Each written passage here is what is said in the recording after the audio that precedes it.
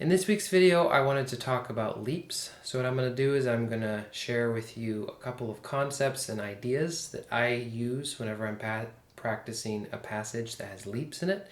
And I also use these concepts and ideas with my students. So let's go ahead and get started. Okay, so the first concept that I want to talk about is efficiency.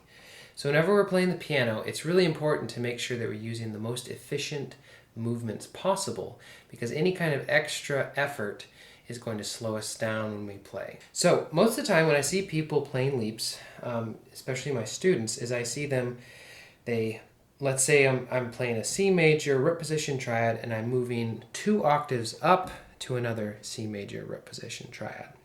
Okay, so I see them play the first chord, they're going to go up, over, and then down and play the second chord.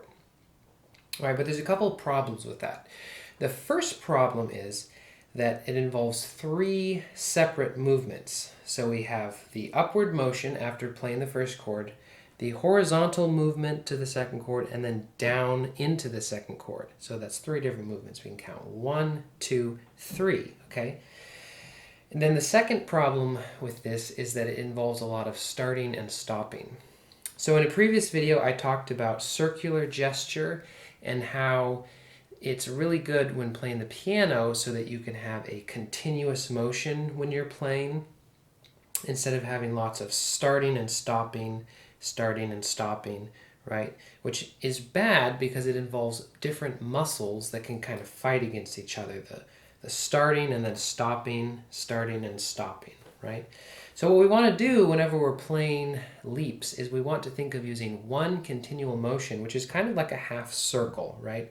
So if I make a circle with my arm, it sort of stops at the keys again here. So it's a half circle or an arch or an ellipse shape, okay?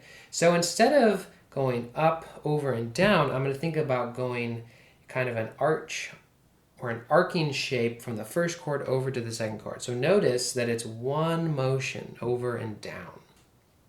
Okay, so this is much more efficient because it has one start and one stop. And it's also just one smooth motion, and it looks like this.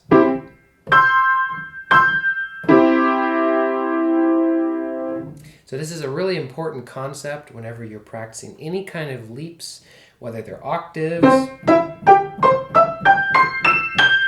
or even chords, say inversions.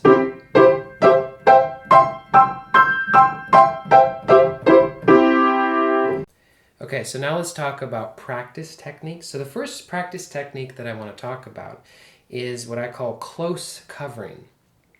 All right, so what you're going to do, let's say I'm practicing a passage that has C major triads in different inversions going up the keyboard for 2 octaves or whatever. So what I'm going to do is I'm going to play the first chord and I'm going to leap to the second chord, but I'm not going to play the second chord until I make sure that I'm there, like so. Okay, now that I make sure that I'm there, then I'm going to play the second chord and leap to the next. Then I make sure I'm there, then I'll play. Make sure I'm there, then I'll play again. So on and so forth, okay? And then once I practice that, then I can slowly take that pause out. So it'll look like this. And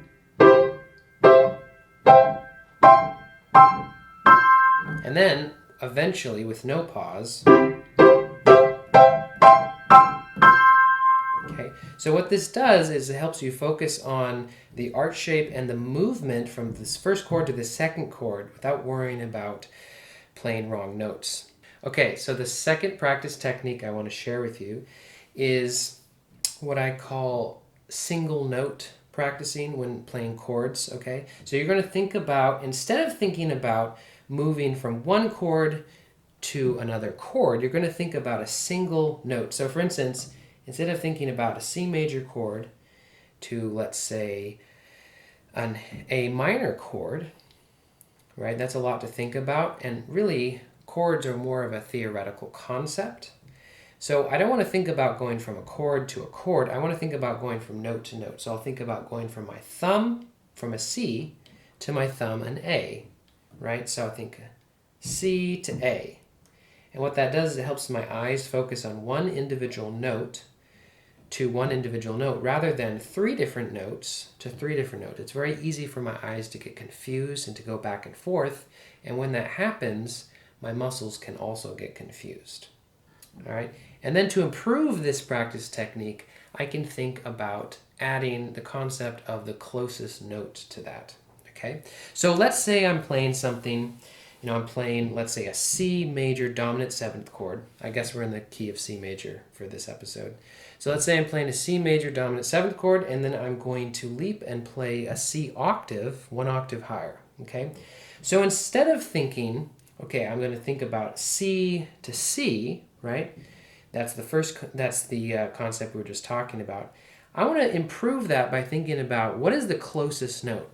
So if I think about the top note, this B flat, which my 5th finger would play, and then I think about my thumb to this C, which is just a major 2nd higher, right? So I'm focusing on an individual note, but I'm also focusing on what is the closest distance. And psychologically, this makes this leap seem much closer. Instead of thinking about moving it a whole octave, we're always really worried about missing and playing the wrong note. I can think, well, that's really easy because it's just a major 2nd away. And generally when I'm practicing, I combine these 2 practice techniques together. All right, so I hope these ways of practicing leaps are helpful to you. If you have any questions or a video request, make sure and put them in the comments below. And don't forget to give the video a thumbs up and subscribe if you haven't already done so. I'll see you in the next video.